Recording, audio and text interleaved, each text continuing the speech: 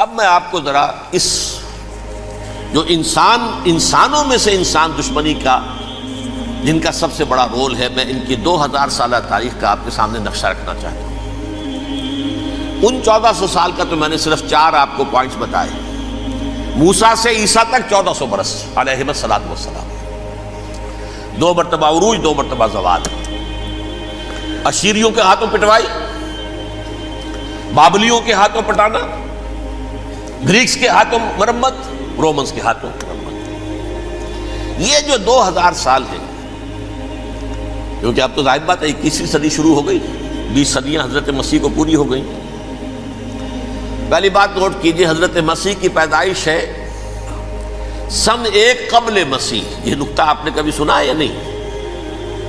جب ملینیم کا سلسلہ شروع ہوا تھا پچھلے سال، تو میں نے بیان کر دیا تھا کہ ایک عجیب حساب کے اندر انہوں نے غلطی کی ہوئی ہے۔ حضرت مسیح کی پیدائش ہوئی 25 دسمبر کو، سن انہوں نے شروع کر دیا، جو اس کے بعد جنوری آئی تو پہلا سال شروع ہو گیا۔ اگر جنوری سے پہلا سال شروع ہوا تو یہ 6 دن جو ہے تو اس کے پچھلے سال میں تھے، لہذا کہا جائے گا کہ Jesus Christ was born 1 year before Christ, BC۔ تو 1 قبل مسیح میں حضرت مسیح کی پیدائش ہوئی۔ یہ آخری اسرائیلی نبی اور رسول۔ یہودی علماء کی مخالفت، دشمنی، سولی پر چڑھوا دینا میں بیان کر چکا ہوں۔ سن 33 عیسوی میں، جبکہ حضرت مسیح کی عمر 33 برس تھی، اللہ تعالیٰ نے انہیں زندہ آسمان پر اٹھا لیا، لیکن یہودیوں نے اپنے خیال کے مطابق انہیں سولی پر چڑھوا دیا، ان کی موت واقع ہو گئی۔ اگرچہ اس کے بعد یہ اختلاف ہے ان میں، یہودی کہتے ہیں وہ سولی پر چڑھ گیا، ختم ہوا، مر گیا، عیسائی کہتے ہیں نہیں، انتقال ہوا ہے مسیح کا صلیب پر، لیکن پھر وہ دوبارہ زندہ ہو گئے ہیں۔ ان کی لاش ایک غار میں رکھ دی گئی تھی، وہاں ریزریکشن ہو گیا، ان کا باعث بعد الموت وہی ہو گیا، اور پھر انہیں اللہ نے زندہ آسمان پر اٹھا دیا۔ تو ہمارے اور عیسائیوں کے درمیان نوٹ کر لیجئے، یہ چیز مشترک ہے کہ حضرت مسیح آسمان پر زندہ اٹھائے گئے۔ فرق کیا ہے؟ وہ سمجھتے ہیں کہ سولی دیے گئے، سولی پر مرے، پھر زندہ ہوئے، پھر گئے۔ ہم سمجھتے ہیں کہ نہیں، وما صلبوہ وما قتلوہ، انہوں نے نہ صلیب دے سکے انہیں اور نہ انہیں قتل کر سکے، بل رفعہ اللہ الیہ، اللہ نے اٹھا لیا۔ پھر ہمارا اور یہ اس کا عیسائیوں کا ایک اور اتفاق ہے، سیکنڈ کمنگ آف جیسس، حضرت مسیح دوبارہ آئیں گے۔ یہ عیسائیوں کا بھی عقیدہ ہے اور ہمارا بھی۔ بہرحال تو جیسا کہ میں نے عرض کیا کہ اس وقت یہ عذاب استیصال، عذاب اکبر کے مستحق ہو چکے تھے، لیکن اللہ نے ان کی مدت دراز کی ہے، لیکن ان پر دنیاوی عذاب کا ایک کوڑا جو ہے اللہ تعالیٰ کی طرف سے اسی وقت برسا۔ دنیاوی عذاب دنیا میں رہتے ہوئے ختم نہیں کیا گیا۔ 37 برس بعد، حضرت مسیح کے رفع سماوی کے 37 برس بعد، سن 70 میں یہودیوں نے بغاوت کی رومیوں کے خلاف۔ رومی ٹائٹس جنرل تھا ایک، اس نے پھر جو حملہ کیا ہے، 1,33,000 یہودی ایک دن میں قتل کیا یروشلم میں، اور ہیکل سلیمانی گرا دیا۔ وہ ہیکل پہلے بھی گرا تھا، پہلے 1400 سال کے دوران میں بھی نبوکڈنضر نے گرایا تھا، لیکن پھر اس کے 150 سال بعد انہوں نے دوبارہ بنا لیا تھا، اس لیے وہ اسے سیکنڈ ٹیمپل کہتے ہیں۔ پہلا ٹیمپل جو حضرت سلیمان نے بنایا تھا، نبوکڈنضر نے گرا دیا 587 قبل مسیح میں، پھر دوبارہ انہوں نے 150 سال کے بعد بنا لیا۔ وہ اس تاریخ کا حصہ ہے، میں نے جس کے بارے میں آپ کو تفصیل نہیں بتائی۔ اس میں یہ ہوا سن 70 میں وہ گرا دیا گیا، وہ آج تک گرا پڑا ہوا ہے۔ نمبر 2، یہ کہہ دیا گیا کہ یہودیوں اس ارض فلسطین سے نکل جاؤ، تم یہاں نہیں رہ سکتے اب۔ لہذا جس کا جہاں سینگ سمایا چلا گیا، یورپ میں چلے گئے، ایشیا میں آ گئے، عرب میں آ گئے، یہ 3 قبیلے جو رات بھی میں نے عرض کیا تھا، بنو قینقاع، بنو نذیر اور بنو قریظہ، یہ وہاں سے آ کے مدینے میں آباد ہو گئے۔ جس کا جہاں سینگ سمایا، افریقہ میں، ہندوستان میں، جہاں چلے گئے۔ ڈایاسپورا اسے کہتے ہیں، وہ آپ نوٹ کر لیجیے اس لفظ کو، ڈایاسپورا، ہمارا دور انتشار، جبکہ ہمیں ہماری اصل سرزمین تو فلسطین ہے، حضرت ابراہیم کا مسکن، حضرت اسحاق حضرت یعقوب کا مسکن فلسطین، یہ ہے ہماری اصل جاگیر، یہ تو ہماری جدی پشتی جاگیر ہے، لیکن یہاں سے نکال دیے گئے سن 70 عیسوی میں، اور وہاں سے لے کے 1917 تک ان کا ڈایاسپورا جاری رہا۔ یہ دور انتشار ہے۔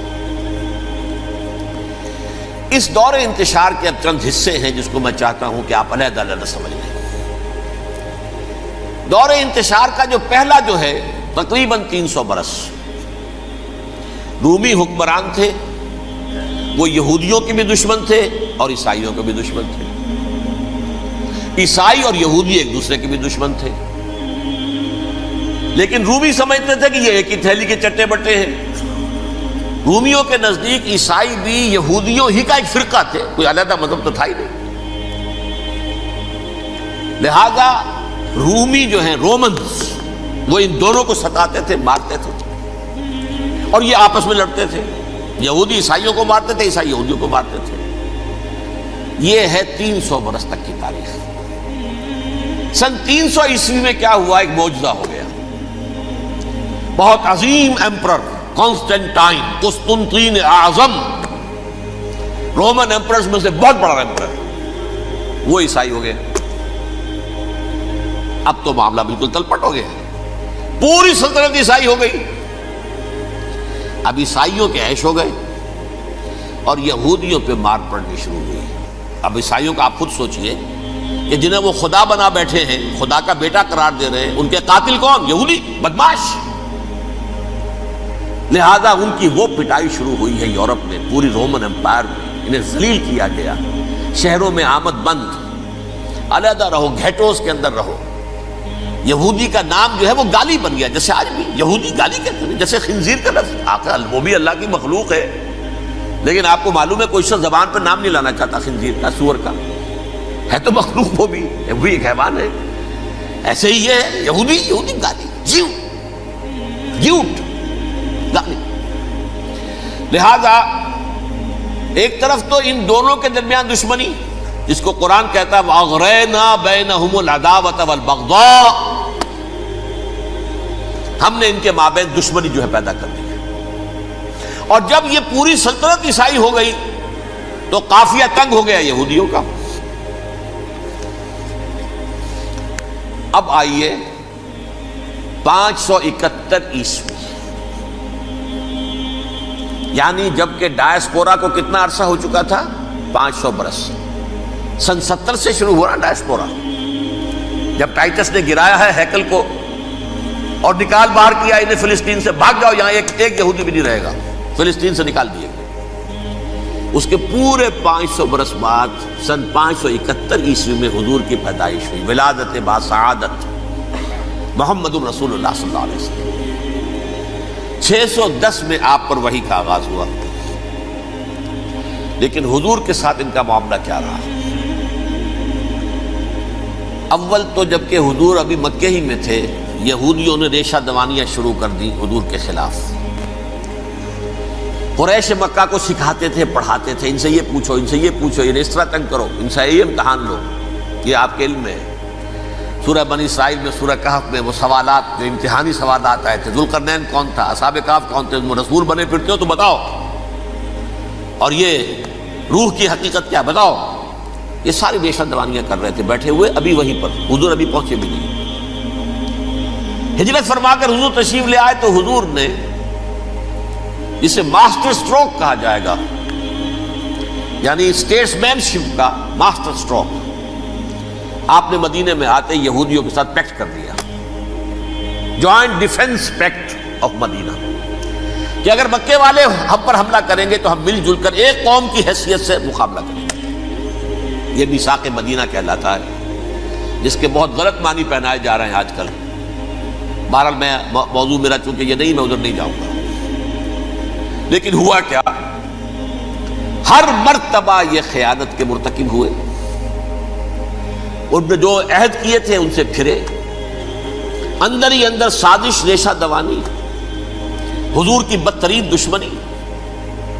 سورہ نساء کی آیت نمبر 13 میں فرمایا ہے لا تزال تطلع علی خائنۃ منہم، اے نبی ہمیشہ آپ کے علم میں ان کی طرف سے خیانتیں، بددیانتیاں آتی رہیں گی. اور بار بار وہ مسلسل جنگ کی آگ بھڑکاتے تھے.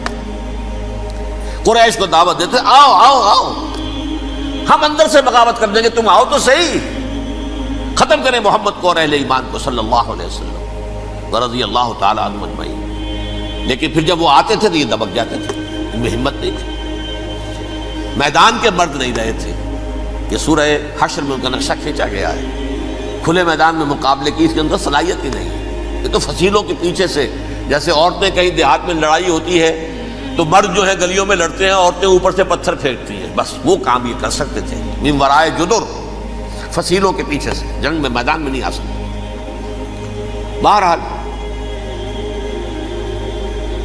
قرآن مجید میں ہے یہ سورہ مائدہ کی آیت نمبر 64، کلما اوقدوا نارا للحرب اطفاها اللہ. اکثر و بیشتر مواقع پر تو یہ جب آگ بھڑکاتے تھے جنگ کی، اللہ اسے بجھا دیتا تھا. لیکن بہرحال اس کے باوجود جنگیں ہوئی، غزوہ بدر، غزوہ احد ہوئی کہ نہیں؟ یہ ساری اس اصل شرارت میں. اور اس کے نتیجے میں حضور نے پھر ایک ایک کر کے 3 قبیلوں کو سزا دی. غزوہ بدر کے فوراً بعد بنو قینقاع نکالے گئے مدینے سے، غزوہ احد کے فوراً بعد بنو نذیر نکالے گئے، اور غزوہ احزاب کے بعد بنو قریظہ نکال دیے گئے. یہ تو میں نے آپ کے سامنے رکھ دیا صرف حضور کے زمانے میں ان کا کیا رویہ رہا. دشمن، رات بھی ہم نے وہ آیت پڑھی تھی، لَتَجِدَنَّ أَشَدَّ النَّاسِ عَدَاوَةً لِلَّذِينَ آمَنُوا الْيَهُودُ وَالَّذِينَ أَشْرَكُوا. اہل ایمان کی دشمنی میں شدید ترین تم پاؤ گے یہودیوں کو اور مشرکین. مشرکین بھی بعد میں ہے، پہلے یہودی. حضور کے بعد کیا ہوا اب یہ نوٹ کیجئے، یہ ان کی تاریخ کا دوسرا دور. حضرت عمر رضی اللہ تعالیٰ عنہ کا عہد خلافت ہے. بیت المقدس کا محاصرہ کیا گیا، فصیل بڑی اونچی، شہر اندر سے سیلف سفیشینٹ، حملے کا راستہ کوئی نہیں. محاصرہ طول کھینچ رہا ہے لیکن ان کے پاس رسد بھی موجود ہے، پانی بھی موجود ہے، وہ دروازے بند کر کے بیٹھے ہوئے ہیں. بالآخر اللہ تعالیٰ کی مشیت کا ظہور کیسے ہوا؟ ان کے کچھ علماء آئے فصیل پر، کہا دیکھو مسلمانوں، تم قیامت تک بھی یہاں پڑے رہو گے محاصرہ کر کے، ہمارا یہ شہر فتح نہیں ہوگا. ہاں ایک درویش بادشاہ کے ہاتھوں یہ شہر فتح ہونا ہے، لیکن تمہارے اندر ہمیں وہ نظر نہیں آ رہا. ابو عبیدہ بن الجراح رضی اللہ تعالی عنہ، امین هذه الامہ، ان کا فوراً ذہن گیا وہ درویش بادشاہ مدینے میں بیٹھا ہوا ہے، عمر رضی اللہ تعالی. اب ایک اور عمر بھی ہے جو قندھار میں بیٹھا ہے. نقشہ وہی ہے، سادگی کی حد تک نقشہ وہی، بالکل وہی، اپنی آنکھوں سے دیکھا وہی سادگی. عمر اول، عمر ثانی تھے عمر بن عبد العزیز. اب ایک اللہ کے فضل سے اللہ تعالیٰ ایدہ اللہ بنصرتہ، اللہ تعالیٰ ان کی نصرت فرمائے، دشمنوں کو ان کے مقابلے میں نیست و نابود کرے. انہوں نے ریکویسٹ بھیج دی کہ حضور تشریف لائیے، یہ شہر فتح ہو جائے گا. وہ ہے سفر تاریخی، اتنا طویل سفر، تقریباً 700 میل، ایک اونٹ، ایک خادم، ایک منزل پہ امیر المومنین اوپر بیٹھے، خادم آگے چل رہا ہے، اگلی منزل پہ خادم اوپر بیٹھا ہے، امیر المومنین آگے جا رہے ہیں. اور جب پہنچے ہیں تو وہ باری تھی خادم کی. انہوں نے ہاتھ جوڑ دیا، حضور خدا کے لیے تم کیا کہیں گے لوگ، وہ میرا برا حال کر دیں گے، تمہیں شرم نہیں آئی؟ امیر المومنین پیدل آگے چل رہے ہیں نکیل پکڑ کر، اور تم بیٹھے ہو اوپر براجمان ہو. حضرت عمر فرمایا الدور دورک، نہیں باری تمہاری ہے، بیٹھ. اس حال میں پہنچے ہیں. اور پھر یہ کہ ابو عبیدہ بن الجراح آئے ہیں، استقبال کیا ہے تو دیکھا ہے اس حال میں چلے آ رہے ہیں. عمر نکیل پکڑے ہوئے چلے آ رہے ہیں، اور کہتے ہیں کہ کہیں کیچڑ ویچڑ تھا، جوتے خراب ہو گئے تھے، وہ بھی اتار کے ہاتھ میں پکڑے ہوئے، کپڑے تو تھے ہی پھٹے ہوئے. انہوں نے کہا بھی حضرت ابو عبیدہ نے، دیکھیے یہ بڑا متمدن ملک ہے، بڑا مہذب علاقہ ہے، یہ آپ ذرا حلیہ اپنا درست فرما دیں تب جا کے پیش ہم آپ کو کریں گے. آپ نے فرمایا نحن قوم اعزنا اللہ بالاسلام، ہم وہ قوم ہیں جنہیں اللہ نے عزت دی ہے اسلام کے ذریعے سے. کپڑوں کے ذریعے سے نہیں، دولت کے ذریعے سے نہیں۔ اسی حال میں گئے ہیں، اوپر سے انہوں نے کھڑے ہو کر نشانیاں دیکھی ہیں، اپنی کتابیں کھولی، ہاں یہ وہی ہیں، اچھا لو جی سرنڈر، شہر تمہارے ہاتھ میں۔ خون کا ایک قطرہ نہیں بہا اور بیت المقدس فتح ہو گیا۔ لیکن اس وقت حضرت عمر نے ایک نرمی یہ کی کہ یہودیوں کے لیے بھی اسے اوپن سٹی قرار دے دیا۔ یہ احسان عظیم حضرت عمر کا، اس سے پہلے یہودی آ ہی نہیں سکتا تھا، داخل ہی نہیں ہو سکتا تھا، وہاں وہ آ کر وزٹ نہیں کر سکتا تھا، زیارت نہیں کر سکتا تھا اپنے مقدس مقامات کی۔ حضرت عمر نے یوں سمجھیے کہ تقریباً 550 برس کے بعد ان کے لیے راستہ کھولا ہے کہ ہاں تم آ سکتے ہو، زیارت کر سکتے ہو۔ لیکن یہ عیسائیوں نے لکھوایا معاہدے کے اندر، انہیں یہاں آپ آباد ہونے کی اجازت نہیں دیں گے، لیکن کم وزٹ دی پلیسز، دیکھیں زیارتیں کریں اور جائیں۔ یہ معاہدہ حضرت عمر کا ہے رضی اللہ تعالیٰ، جو پھر خلافت راشدہ کے بعد بنو امیہ نے بھی اس کو آنر کیا، بنو عباس نے کیا۔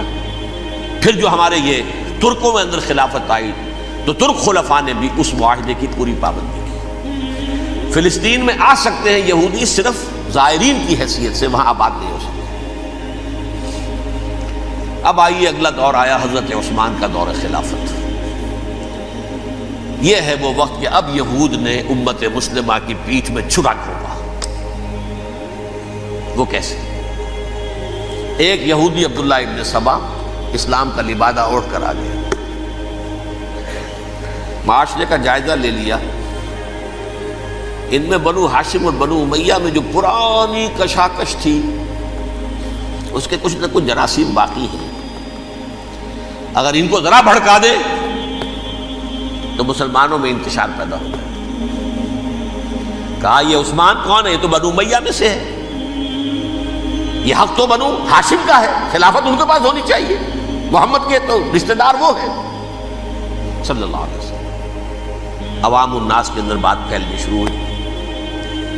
پھر ایک بڑی سازش کے انداز میں حضرت عثمان کے خلاف پروپیگنڈا، حضرت عثمان کے جو عاملین تھے، گورنر تھے، ان کے خلاف پروپیگنڈا، اور ایسی ہوشیاری کرتے تھے کہ کوفے میں کوفے کے حاکم کے خلاف کچھ نہیں کہنا، اجی مصر میں یہ ہو رہا ہے، اجی شام میں یہ ہو رہا ہے، اجی یہ جو عثمان ہے وہ یہ کر رہا ہے، یہ ظلم ہو رہا ہے، یہ لوٹ مار ہو رہی ہے، یہ خیانتیں ہو رہی ہیں۔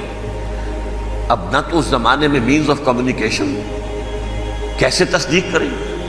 افواہیں تو آپ آج کراچی کے اندر شروع ہو جائے تو پتہ نہیں چل سکتا کسی کو کہ کیا اس میں صداقت ہے کیا جھوٹ ہے، اور بری بات جو ہے فطرت انسانی کی کمزوری ہے وہ فوراً قبول کرتا ہے، کسی کے بارے میں اچھی بات ماننے کو تیار نہیں ہوتا لیکن بری بات تو فوراً تیار۔ بہرحال یہ فتنہ انہوں نے اٹھایا، حضرت علی کی الوہیت کا فتنہ اٹھایا، حضرت عثمان کے خلاف الفتنۃ الکبریٰ برپا کیا، حضرت عثمان شہید ہوئے۔ اس کے بعد 5 برس تک مسلمان ایک دوسرے کی گردنیں کاٹتے رہے، باہمی خانہ جنگی ہوئی، امت کو وہ زخم لگایا ہے جو آج تک جس سے خون رس رہا ہے۔ یہ شیعان عثمان اور شیعان علی تھے جو بعد میں پھر سنی اور شیعہ ہو، اور آج تک فتنہ کس نے جگایا؟ ایک عبداللہ ابن سبا یہودی اور اس کے کارندے، شیطان کا ایجنٹ، اور انسانوں میں سے بھی اس کے جو بھی حواریین تھے اور شیطانوں کے اندر سے بھی تھے، انہوں نے بھی اس آگ کو بھڑکایا۔ یہ آپ سوچ لیجئے کہ یہ کس نے وہ زخم لگایا؟ یہودی۔ اگلا دور آیا، خلافت راشدہ ختم ہوئی، بنو امیہ کا بھی دور کافی گزر گیا۔ طارق ابن زیاد 712 عیسوی میں حملہ کرتے ہیں اسپین پر۔ اسپین اس وقت عیسائیت کا بہت بڑا گڑھ، بڑے کٹر ترین عیسائی جو ہے وہ اسپین میں تھے، لہذا یہودیوں کی وہاں بہت پٹائی ہوتی تھی، میں بتا چکا ہوں، دشمنی تھی، یہ تو چلی آ رہی تھی عیسائیوں کے ہاتھوں یہودیوں کی۔ وہ تو سن 300 عیسوی سے ایمپرر کانسٹنٹائن کے بعد سے شروع ہو گئی تھی۔ اس حوالے سے یہودیوں نے اس وقت چالاکی یہ برتی، کچھ راستے واسطے بتائے، کچھ مدد کی طارق ابن زیاد کی۔ طارق ابن زیاد نے انہیں اپنا محسن سمجھا، ہسپانیہ فتح ہو گیا تو یہودی چونکہ محسنین کی فہرست میں آ چکے تھے، انہیں بہت اقتدار نصیب، بڑی سپورٹ مسلمانوں نے دی۔ ان کے بڑے بڑے علماء جو اسی دور کے اندر پیدا ہوئے، بڑے بڑے تھنکرز ان کے اسی دور میں پیدا ہوئے۔ بن گوریون جو کہ ایک وزیر اعظم تھا اسرائیل کا، اس نے یہ لکھا ہے اپنی کتاب میں، Muslim Spain was the golden era of our diaspora. وہ ڈائسپورا جو 70 عیسوی سے شروع ہوا تھا اور 1917 عیسوی تک جاری رہا ہے، اس میں سے گولڈن ایرا ہمارا جو تھا وہ مسلم اسپین تھا. ہسپانیہ میں بیٹھ کر ہم عیش کیے، لیکن وہاں سے انہوں نے اور جو کچھ کیا، یہ تو داستان کے تو بہت سے گوشے ہیں، لیکن میں جس اسٹریٹ لائن میں چل رہا ہوں اس کے اعتبار سے ایک بات سمجھ لی، وہاں بیٹھ کر انہوں نے اب عیسائیت کی پیٹھ میں چھرا گھونپا، پروٹیسٹنٹ مذہب پیدا کیا، تقسیم کر دیا. جیسے شیعہ سنی کی تقسیم، عبداللہ ابن سبا، رومن کیتھولک اور پروٹیسٹنٹ کی تقسیم، یہودی علماء. ہوتا کیا تھا، ہسپانیہ کی یونیورسٹیاں ہیں، کارڈووا میں ہے، ٹولیڈو میں ہے، گریناڈا میں ہے، غرناطہ، قرطبہ، تولیتلا، اور وہاں آتے تھے لوگ، فرانس سے چلے آ رہے ہیں نوجوان پڑھنے کے لیے، جرمنی سے چلے آ رہے ہیں، اٹلی سے چلے آ رہے ہیں. 3 ہی ملک قریب ترین پڑھتے ہیں سینٹرل جو یورپ کے ہیں. یہاں پر جو ہے وہ اسلام جو نور پھیلا رہا تھا اس سے بھی مستفیض ہوئے، جہالت کے جو ہے پردے ان کے وہ چھٹے. اس کے ساتھ ہی وہ یہودی وہاں ان کے اندر جو جراثیم داخل کر رہے تھے، وہ اس عیسائیت کے خلاف بغاوت تھی جو اس وقت دنیا میں عیسائیت اس وقت تھی. پوپ کا راج تھا دنیا میں اس وقت. یورپ میں جو عیسائیت تھی اس میں ایک طرف بادشاہ تھے، لیکن بادشاہوں کی حیثیت وہاں پر یوں سمجھ لیجئے کٹ پتلیوں کی تھی، اصل قوت پوپ کے ہاتھ میں تھی. اور پوپ کو انہوں نے جیسے قرآن نے کہا اتخذوا احبارهم ورهبانهم اربابا من دون اللہ، کیونکہ سینٹ پال نے شریعت موسوی ساقط کر دی تھی تو اب شریعت تھی ہی نہیں. پوپ کو اختیار تھا جس چیز کو چاہے حلال قرار دے دے، جس چیز کو چاہے حرام قرار دے دے. اتخذوا احبارهم ورهبانهم اربابا من دون اللہ. انہوں نے کہا صاحب یہ پوپ کس بلا کا نام ہے، یہ بھی انسان ہے. بات تو ٹھیک تھی نا، اصل حیثیت تو کتاب کی ہونی چاہیے، ڈیوائن بک، دی ریویلڈ اسکرپچر. لہذا اور یہ کتاب ہر شخص پڑھ سکتا ہے. کوئی پوپ کے باپ کو جو ہے کوئی اس کے لیے پروپرائٹری رائٹس تو نہیں ہے کہ صرف پوپ پڑھ سکتا ہے یا پادری پڑھ سکتے ہیں. ہم بھی پڑھ سکتے ہیں، ہم بھی سمجھ سکتے ہیں. یہ باتیں تھی کہ جن کو بڑھا چڑھا کر بیان کر کے اور پوپ کا اقتدار ختم کرا دیا اور توجہ مرکوز کر دی بائبل کی طرف. اب بائبل میں بڑا حصہ تو اولڈ ٹیسٹامنٹ کا ہے. نتیجہ کیا ہوا، یہود کی عظمت پروٹیسٹنٹس کے نزدیک مسلم ہو گئی. اصل قوم تو یہ ہے، وہ دشمنی بدلی کہ نہیں بدلی. موسیٰ کے امتی یہ ہے، تورات موسیٰ کو دی گئی، ابراہیم کی نسل یہ ہے. لہذا وہ جو دشمنی تھی، جو عداوت تھی کہ ہمارے خدا کو سوری چڑھانے والے ہیں یہ بدماش، اس کا ازالہ ہوا اس پروٹیسٹنٹ مذہب کے نتیجے میں. یہ میں اب آپ کو بتاتا ہوں کہ ایک نتیجہ وہ نکلا ہے جسے برٹرنڈ رسل نے بیان کیا ہے. اس کی کتاب ہے ان پریز آف آئیڈلنس، صفحہ 108. وہ لکھتا ہے the Christians retaining the Judaic belief in special revelation added to it the Roman desire for worldwide domination and the Greek taste for metaphysical subtleties. The combination produced the most fiercely persecuting religion that the world has yet known. یہ 3 چیزیں آ کر عیسائیت میں مل گئی. ایک تو جب یہ اولڈ ٹیسٹمنٹ جو ہے وہ ان کے ہاتھ میں آ گئی، اور اس کے میں کچھ آپ کو بتا دیتا ہوں کہ اولڈ ٹیسٹمنٹ کی تعلیمات، کیونکہ یہ اولڈ ٹیسٹمنٹ جو ہے یہ محرف تھی. اصل تورات تو گم ہو گئی تھی 587 قبل مسیح میں، جب پہلی مرتبہ ہیکل جو ہے تباہ ہوا ہے، اس وقت ختم ہو گئی تھی. اس کے کوئی 150 سال کے بعد انہوں نے یادداشتوں سے مرتب کر کے لکھی ہے. اب اس میں ان کے اپنے خیالات، اپنے امانی، اپنی توجیحات وہ شامل ہو گئی. لہذا میں آپ کو حوالے دیتا ہوں اس کتاب کے اندر مظالم کی جو تعلیم دی گئی ہے اہل کتاب نے اپنے مظالم قتل عام کے جواز کے لیے تورات میں تبدیلیاں کی اور پیغمبروں پر دہشت ناکی اور بدترین حرام کاری کے الزامات لگائے. سنیے، پہلا حوالہ ہے یہ گنتی باب 31 آیات 17-18.